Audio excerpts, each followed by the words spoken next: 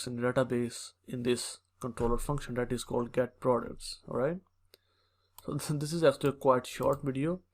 So you can see that we can simply type here, first of all, get all products, that is /API/v1/products. Then we can simply type here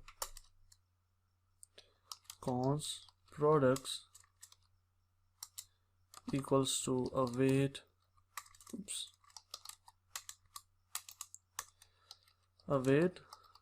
product dot find. Now when we use the product dot find method, it gives us all the products. Basically whatever we type here, if it is product, then it is going to give all the products in the database in the product collection.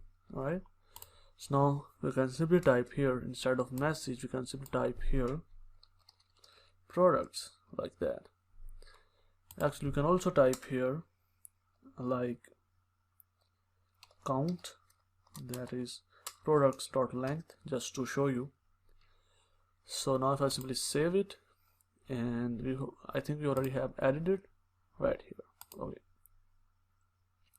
if I go to my Postman and just close it, go to get all products. Now if I click on send from here,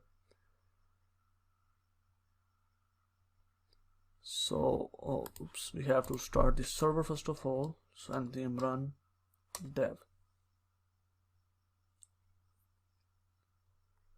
Okay, so await is only valid in a sync function. We have to make it a sync. Press Ctrl S. So now it is working. If I go back to my Postman, click on send, you can see that success true, count is 9. We have 9 products. You can see that we all have all the products right here.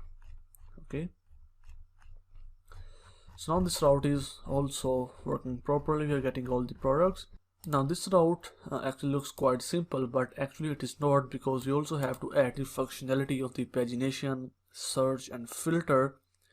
So that will be basically add in our next sections. So we have to write a lot of code also right here. So in this case we just have to get the products, and that's it, we are done.